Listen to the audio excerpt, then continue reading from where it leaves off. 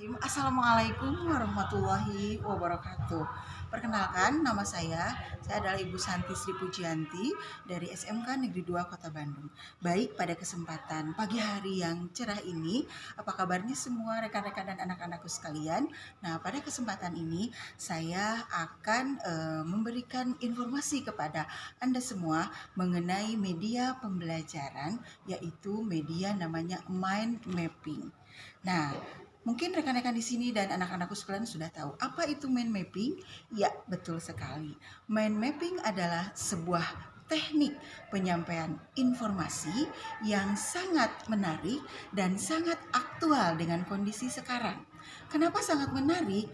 Karena dengan konsep mind mapping ini, anak-anak termasuk juga kita sebagai guru bisa berkreasi dengan sekeren mungkin, seindah mungkin.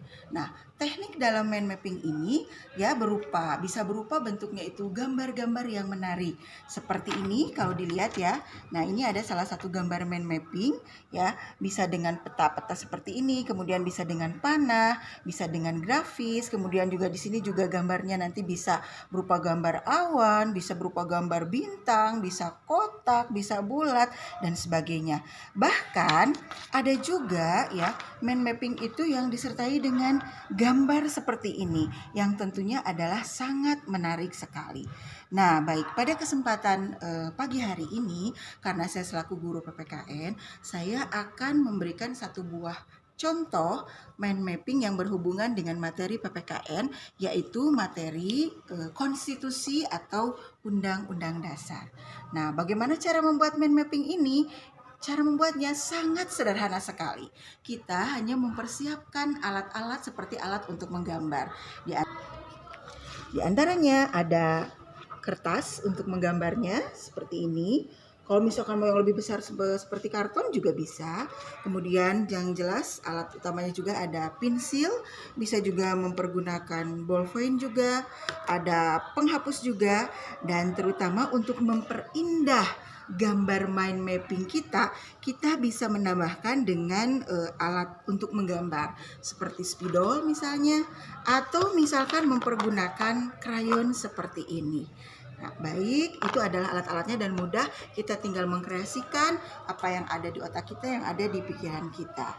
Nah, ini salah satu contohnya yang berhubungan dengan pendidikan Pancasila dan kewarganegaraan tentang konstitusi. Ya, konstitusi atau undang-undang dasar. Nah, bagaimana mind mapping ini bisa berhasil nantinya memberikan informasi? Tentunya kita di sini akan mengelompokkan materinya sehingga lebih mudah nanti penginformasian dan penyampaiannya. Seperti misalkan ya seperti ini. Di sini konstitusi pertama kita bisa mengelompokkan dari awal pengertian konstitusi itu apa. Ya, kemudian kita juga bisa membuat lagi bentuk mind mapping yang lain. Di sini ada bentuk konstitusi itu ada dua, ada yang secara tertulis, ada yang tertulis dan tidak tertulis. Ya, yang tertulisnya itu adalah UUD, yang tertulis tidak tertulisnya itu adalah konvensi. Kemudian di sini juga kita ada sifat dari konstitusi. Sifat konstitusi di sini kita menuliskan beberapa poin. Di antaranya sifat konstitusi itu fundamental atau mendasar, kemudian sifat konstitusi itu fleksibel. Nah, seperti ini. Kemudian kita juga bisa menambahkan di konsep mind mapping kita, tujuan konstitusi itu untuk apa? Tujuan dibuat UUD itu untuk apa? Pada intinya tujuannya supaya kita sebagai warga negara tahu ya akan hak dan kewajiban kita sebagai warga negara karena tercantum di dalam UUD 1945 di negara kita.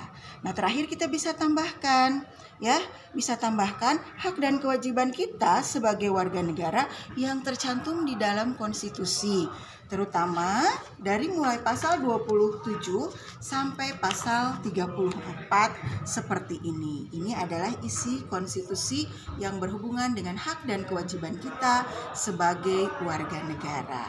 Nah, ya, setelah membuat mind mapping ini tentunya ada manfaatnya.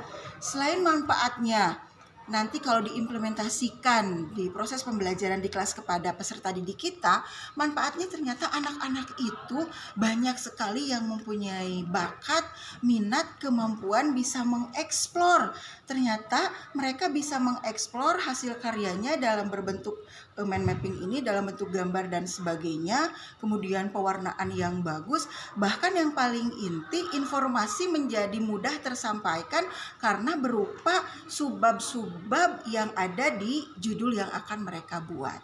Nah, seperti itu. Nah, termasuk dari sini pun kita bisa mengetahui bahwa anak-anak itu banyak yang kreatif, jauh ternyata lebih kreatif dari kita. Baik rekan-rekan semuanya dan anak-anakku, ya, selamat mencoba membuat mind mapping ini dan mudah-mudahan informasinya nanti bisa tersampaikan dengan baik, dan yang paling terpenting lagi, anak pun nanti belajar mempresentasikan hasil dari karya mind map-nya. Sekian dari saya, mohon maaf apabila ada kekurangan. Assalamualaikum warahmatullahi wabarakatuh.